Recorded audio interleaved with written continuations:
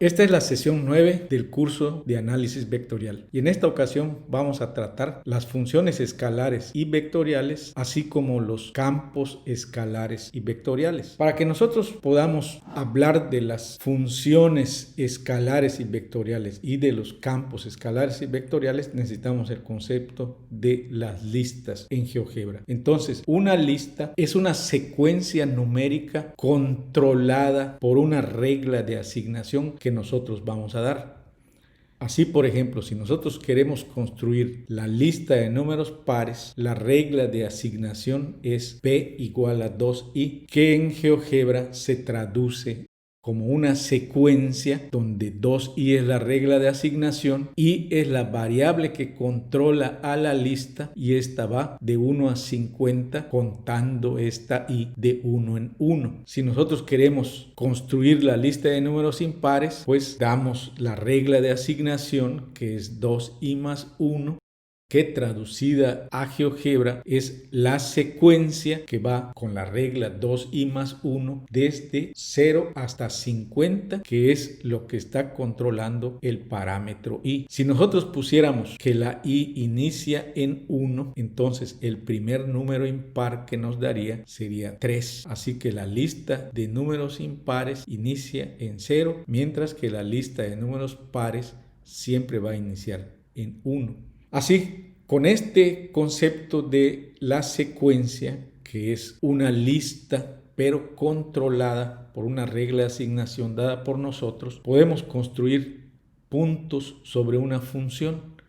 Por ejemplo, si nosotros queremos poner puntos sobre una parábola, damos la función de la parábola y vamos a tomar el siguiente acuerdo. Para la X vamos a asociar siempre la letra U. Para la Y vamos a tomar siempre la letra B. Y para la Z vamos a tomar la letra W. Esto es porque GeoGebra se reserva los nombres de X, Y y Z para su uso propio. Así, si nosotros queremos hacer la serie de puntos sobre la parábola, pues hacemos una secuencia en donde damos el formato de punto, que es abrir y cerrar un paréntesis, y ahí en medio poner U, que es la X, la Y, que está regida por la regla X al cuadrado, en donde esta U va desde menos 5 hasta 5, cambiando de 1 en 1.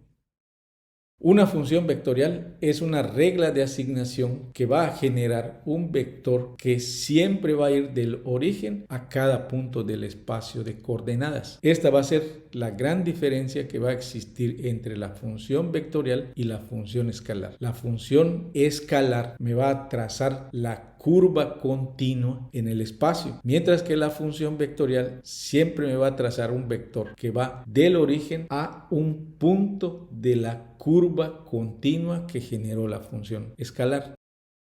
Por ejemplo, si nosotros queremos trazar la función vectorial en el espacio de dos dimensiones, damos la regla de asignación en X y damos la regla de asignación en Y.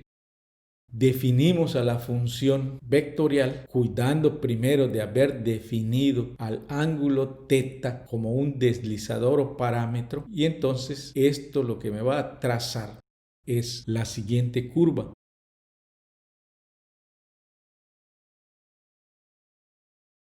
Un vector que va del origen a la circunferencia que está definida por 3 coseno de θ, 3 seno de θ. Pero necesitamos primero conocer al parámetro θ. Igualmente me puede servir para trazar otro tipo de curvas, como por ejemplo la parábola. Entonces la función escalar parábola me va a dibujar la gráfica de la parábola en el espacio 2D, mientras que la función vectorial me va a trazar un vector que va a ir del origen a cada uno de los puntos de la parábola. Y entonces lo podemos hacer a través de listas. Por ejemplo, es una secuencia de U, f de U, donde U va desde menos 4 a 4 y f de X, por ejemplo, es X al cuadrado más 2. Después unimos en una secuencia de vectores a los elementos de la lista LPA, donde I es un parámetro que va desde 1 hasta 9, porque son 9 puntos los que se están trazando. Si nosotros queremos trazar una curva en el espacio de 3 dimensiones y la función vectorial también en 3 dimensiones, damos la regla de asignación en X, damos la regla de asignación en Y, definimos la función escalar f de t, definimos a los parámetros que requiera la función y entonces también podemos trazar la función vectorial que nos va a dar una gráfica como esta. Esta solo me está mostrando la función vectorial y entonces solo me da un vector en cada momento de t. ¿Cómo construiríamos esto en GeoGebra? Abrimos una página en blanco de GeoGebra y vamos a dar primero una función escalar en 2 dimensiones y su función vectorial asociada también en 2 dimensiones. Entonces vamos a definir previamente a un parámetro que se llame t, por ejemplo, que vaya desde -5 a 5 y vamos a definir a la curva f de t igual al 3 veces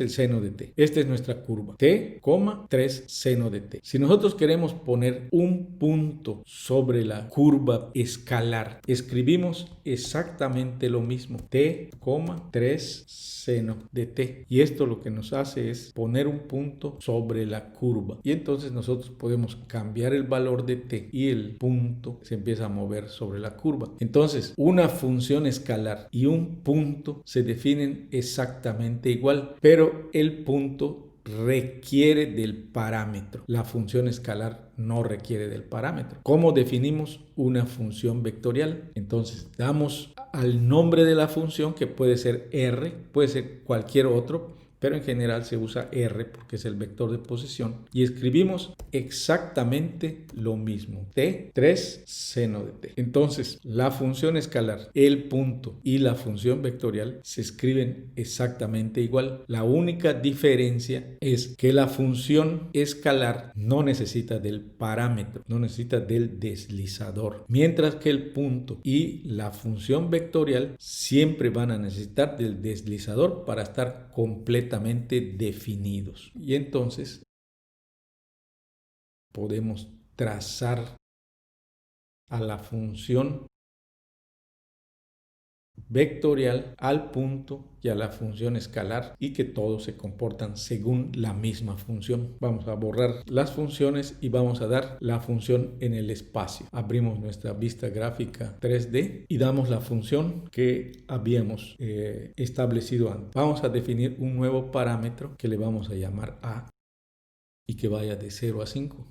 Vamos a cambiar t, vamos a darle un rango más amplio para que vaya de -10 a 10. Y la función escalar va a estar definida, como habíamos visto en la presentación, por r coseno de t, es decir, el radio por el coseno de t. A, el parámetro que acabamos de definir, está jugando el papel del radio. Entonces, a coseno de t, a seno de t, 0.5t, lo que me va a dar es la función escalar, ya que le estoy definiendo a la dependencia. Esto me da una función escalar.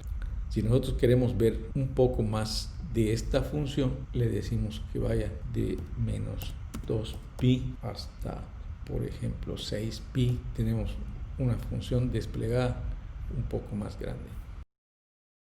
Si nosotros queremos poner un punto sobre la función, definimos exactamente lo mismo. El punto y la función se definen exactamente igual. La única diferencia es que para definir el punto necesito primero haber definido a todos los elementos que intervienen en la función de punto. Entonces esto me va a dar un punto en el espacio. Si nosotros queremos hacer que tenga un radio más grande, pues controlamos a la A y eso hace que tengamos un viaje más largo. Si nosotros queremos dibujar a nuestra función vectorial, escribimos exactamente lo mismo. R igual a A coseno de t, A seno de t, 0.5t. La diferencia es que aquí no le estamos poniendo dependencia y la estamos escribiendo con minúscula. Al punto sabemos que se tiene que escribir con mayúscula. Entonces, un punto, una función vectorial y una función escalar se escriben exactamente igual. La única diferencia es la notación y que el punto y la función vectorial requieren de tener definidos todos los parámetros que intervienen en la función. Y entonces podemos nosotros ir viajando por la función a través de los parámetros. Un campo escalar va a representar la distribución espacial de una función escalar, pero que asocia un valor escalar a cada punto del espacio de coordenadas, que está definida por un número, su magnitud con signo y su unidad. El campo escalar, si nosotros lo buscamos en internet, en Wikipedia, nos dice que es una función de Rn en R, es decir, va a asociar un punto del espacio n dimensional con un número del espacio real. Esta función también es conocida como función de punto o función escalar. Los campos escalares en física tienen varias utilidades. Una construcción puede ser en dos dimensiones y entonces puede representarse como superficies equipotenciales, que son los conjuntos de puntos sobre los cuales la función toma un mismo valor. Y entonces se puede hablar de las curvas de nivel, de las isobaras, de las isotermas, de las isoyetas, etc. Acá, por ejemplo, estamos representando una función escalar bidimensional, pero entonces estas funciones tienen la característica de que podemos asociar a la z el valor del campo escalar y entonces podría darnos una curva de nivel como la que se muestra. Las funciones escalares pueden verse igual como curvas de contorno en 2D. Por ejemplo, vamos a suponer que nos piden las curvas de contorno de un cono. Entonces podemos en 2D dibujar una serie de círculos concéntricos con radios que van desde 0 hasta 4. Esto lo que nos va a dibujar son curvas en el espacio de dos dimensiones. En este caso no es una superficie, son curvas. Pero si nosotros tomamos el concepto de que la sucesión indefinida de curvas nos va a dar una superficie, entonces podemos aumentar la densidad de curvas para darnos la idea de superficie.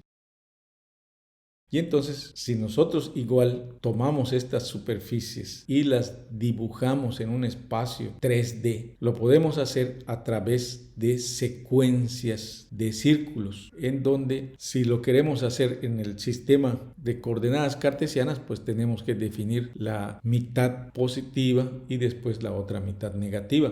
Esto se puede hacer en un solo paso con una curva paramétrica dada por la siguiente expresión y nos va a seguir representando lo mismo, curvas de nivel en el espacio.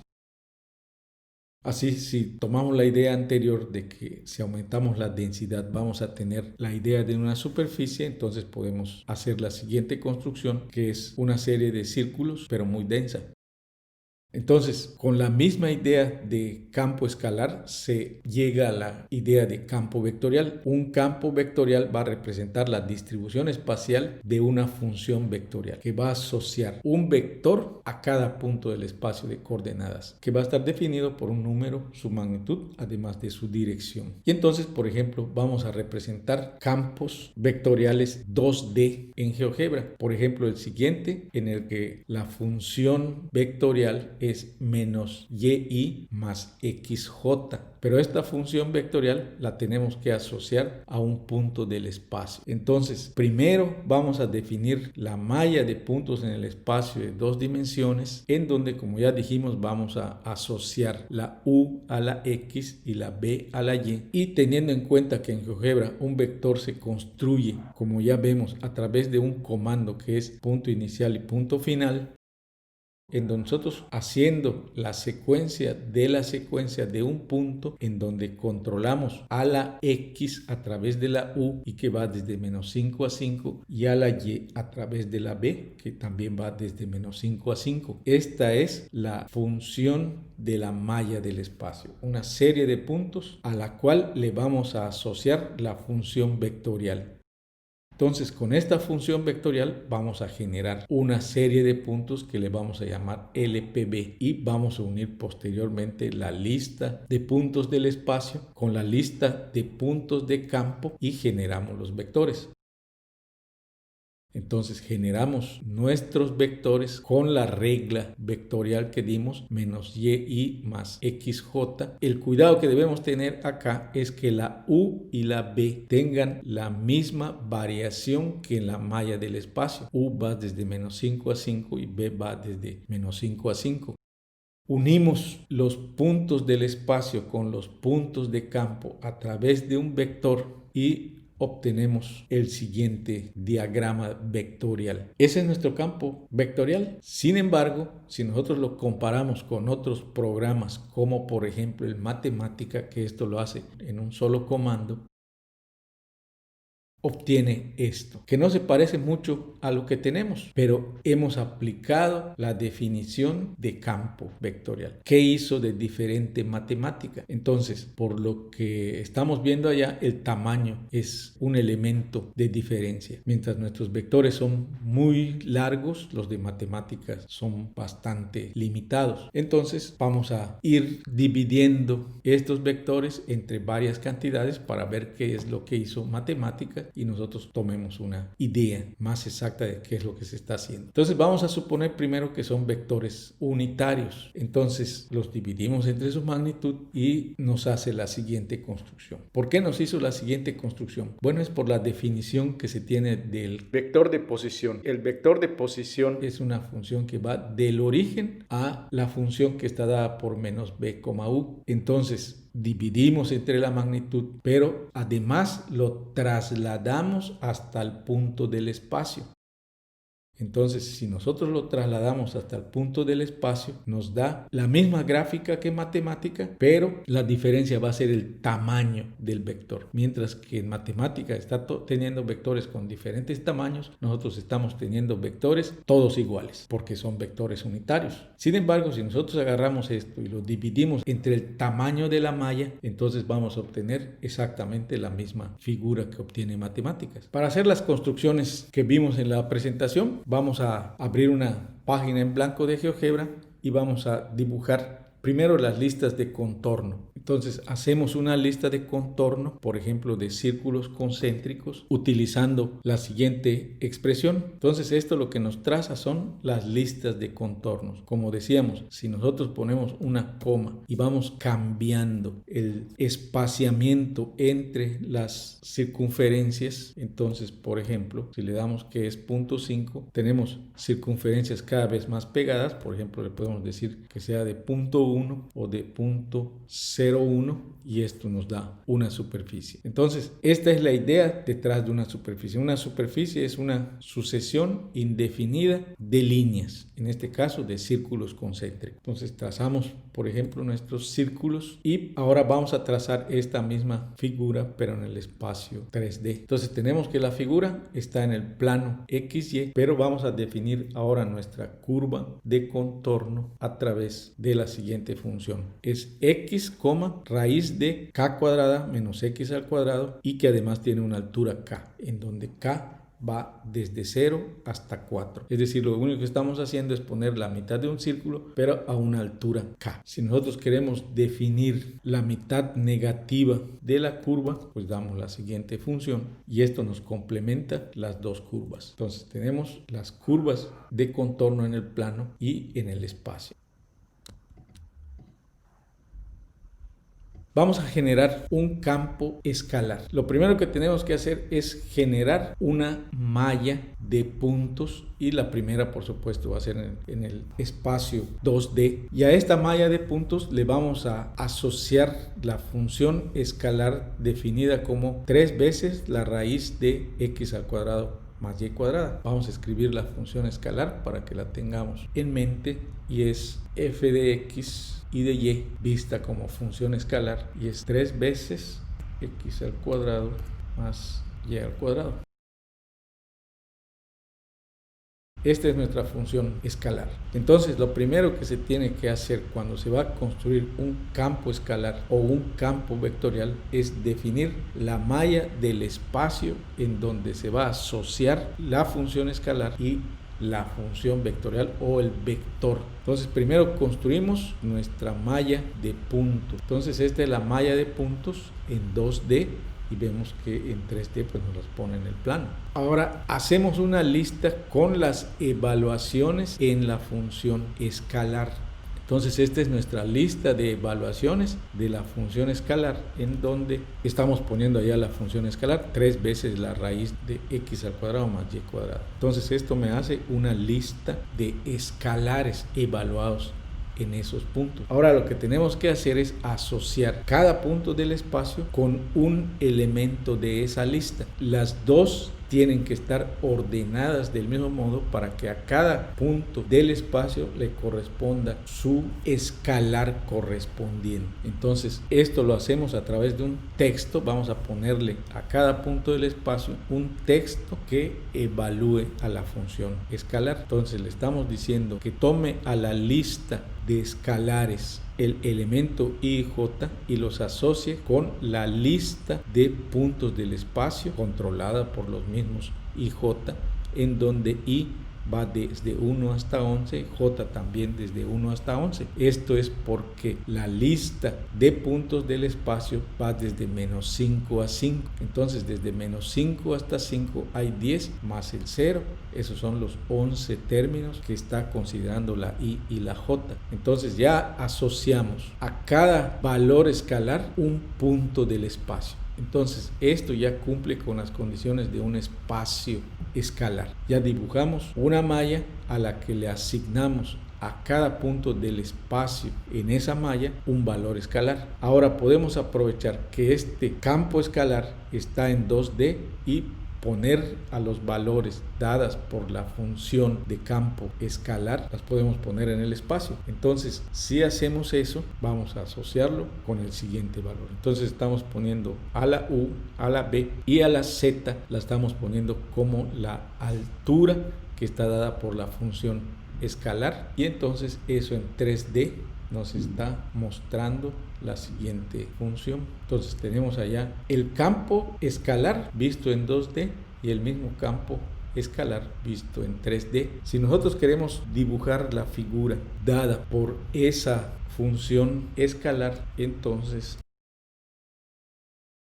la escribimos tal como está y ahí tenemos entonces que es un cono. Entonces pusimos en la superficie cónica todas las puntos del campo escalar. Entonces acabamos de construir un campo escalar. ¿Cómo construimos un campo vectorial? La idea es exactamente la misma. Primero damos una malla de puntos, ya esa malla de puntos lo que le vamos a asociar ahora son vectores, ya no valores escalares. Entonces construimos nuestra malla de puntos, construimos los puntos de campo vectorial y en este caso estamos utilizando el que vimos que es menos yi más xj y eso lo que nos va a dar son los puntos de campo en el espacio y después asociamos los puntos del campo vectorial con los puntos del espacio y entonces nos traza lo que habíamos visto. Esta es la idea del campo vectorial, pero lo que vemos es que tenemos que modificar su tamaño. Entonces podemos modificar el tamaño de dos modos. Uno es dividiendo entre la magnitud de la malla y eso nos da un campo vectorial como el de matemática, en donde el vector más externo es más grande y a medida que se va yendo hacia el origen se hace más pequeño. Esta es la idea de matemática. Nosotros vamos a construir vectores unitarios. Entonces lo que vamos a hacer es dividir entre la magnitud del vector y trasladarlo hasta el punto de campo. Cuando nosotros hagamos eso, la diferencia va a ser que todos los vectores son del mismo tamaño. Entonces ya construimos nuestro primer campo vectorial. A cada punto del espacio le asociamos un vector. Bien, en la siguiente sesión vamos a construir campos escalares y campos vectoriales en el espacio 3D.